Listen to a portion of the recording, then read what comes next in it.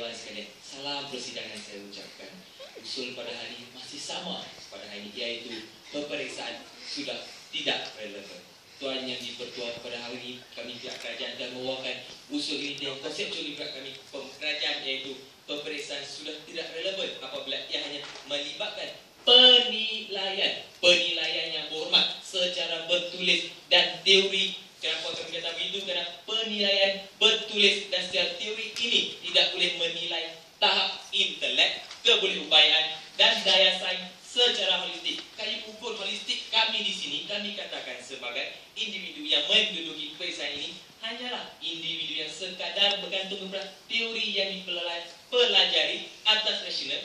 Peperiksaan bertulis dan bersandarkan teori ini tidak melahirkan individu yang kompeten. Mohon mencerna yang berhormat. Dan pada hari ini Yang Amat Berhormat Perdana Menteri Sementara tadi telah memberikan beban bukti bahawa pihak pembangkang perlu buktikan kepada kami bahawa peperiksaan bertulis dan berasaskan teori ini mampu melahirkan pelajar yang berdaya saing. Tuan yang dipertua, Tuan yang bertua, sekiranya mereka berani untuk berlawan secara berdepan, jawab beban bukti yang kami jelaskan. Tetapi saya tunggu sehingga daripada awal Yang Berhormat Ketua Bangkang hingga duduknya Ketua Timbalan Ketua Bangkang tidak disebutkan pun bagaimana peperiksaan bertulis emas yang mereka katakan yang agung-agungkan hari ini, iaitu UPSR dan PMR mampu melahirkan individu yang berdaya saing. Sayang, seribu sayang, saya tunggu, kecewa saya dari pertua mereka bangun dan tidak bercinta pada kita pada ini. Mereka cuba kaburkan kita dengan UPSR dan PMR. Tuan yang dipertua,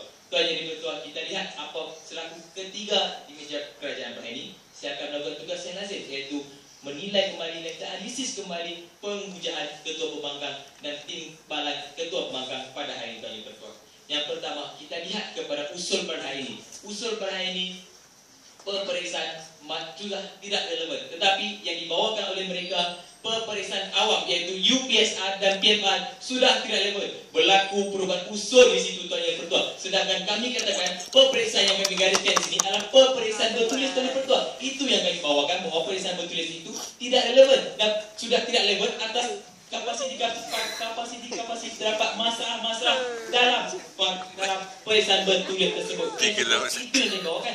Tapi mereka cuba perkecilkan skop kepada skop yang lebih spesifik, iaitu PMR dan UPSR. Itu permasalahan major pertama mereka, Tuan yang dipertua. Dan seterusnya kita lihat kepada penghujah yang dibawa oleh beliau pada hari ini, iaitu beliau mengatakan bahawa peperiksaan kapasiti dalam menilai terdapat kapasiti dalam peperiksaan itu menyebabkan peperiksaan itu relevan. Tuan yang Pertua, kapasiti apa yang mereka katakan di sini? Adakah mereka mengatakan bahawa peperiksaan itu mempunyai jisim yang dikatakan itu kapasiti untuk mengatakan bahawa peperiksaan itu relevan? Tidak diceritakan kepada sisi Dewan Bahagian. Tuan yang Pertua, inilah permasalahan major yang kedua. Apabila mereka hanya menyentuh bahawa UPSR dan PMR perlu diteruskan dan tidak boleh dimasukkan kerana UPSR dan PMR itu perlu untuk menilai sekian Tuan yang Pertua. Dan di manakah kerelevanan dan di manakah perkaitan antara pemasukan UPSR dan PMI itu tidak perlu dilaksanakan dengan kerelevanan dengan peperiksaan pada hari ini, Tuan Pertua. Mereka tidak jelaskan kepada sisi Dewan Bahagian, Tuan yang dipertua. Dan seterusnya kita lihatkan kepada penghujaan beliau yang pertama, iaitu beliau mengatakan bahawa peperiksaan merupakan satu keperluan untuk mengukur pencapaian dan melibatkan pembangunan, Tuan Pertua. Keperluannya bagaimana, Tuan Pertua? Adakah hari ini mereka katakan mereka memerlukan peperiksaan itu mengukur perkara tersebut? Mereka perlu jelaskan kepada kita bahawa sekiranya mereka perlukan itu dan ia relevan, tunjukkan kepada sisi Dewan sekiranya itu benar-benar relevan, Tuan Pertua. Sayang, saya kata saya kecewa sekali untuk kali kedua, Tuan Pertua, kerana mereka tidak jelaskan kepada kita pada hari ini, Tuan yang dipertua. Dan seterusnya kita pergi kepada penghujang beliau yang kedua, Tuan yang Pertua. Mereka mengatakan penilaian standar, Tuan yang Pertua. Saya pertikaikan definisi standar yang dibawa oleh Ketua Pembangkang pada Tuan Pertua. Apakah jenis standar yang mereka ingin bawakan di sini, Tuan Pertua? Adakah berpakaian kemas itu adalah satu standar yang mereka ingin katakan pada ini? Perlu mereka jelaskan dalam sesi debat terbuka ini, Tuan Pertua. Saya tuntut untuk mereka jawab, iaitu standar pendefinisian standar yang mereka ingin katakan di sini, Tuan yang Pertua.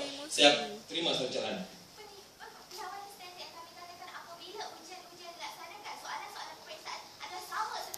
Terima kasih, hormat. Ini permasalahannya, Tuan Pertua. Dalam hujah cakap penilaian standar, bila bangun pembentukan piawai standar pepiawayasan standar ketua. Ini berlaku kecelaruan interpersonal dalam diri yang berhormat ketua bangkat sendatan ketua. Mohon untuk sedar diri yang berhormat. Seterusnya kita pergi kepada UBS Adam PMR ketua.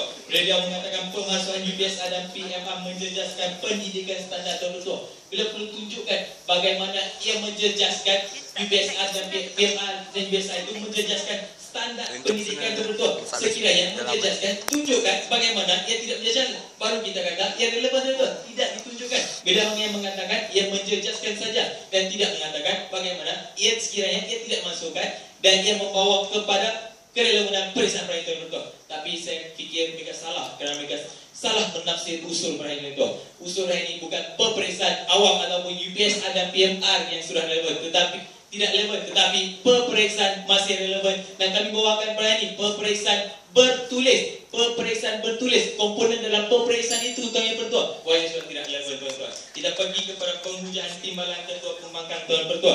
Beliau mengatakan bahawa peperiksaan, beliau mengatakan mengenai tahap kesukaran dan layak usul tuan pertua. Dan saya ingin katakan sebentar tadi, beliau bangun dan mengatakan beliau tidak memberikan justifikasi mengenai UBS Adam PMR, sedangkan ketua pembangkang membawa konsep mereka bawa kepada PMR dan UBS Adam betul.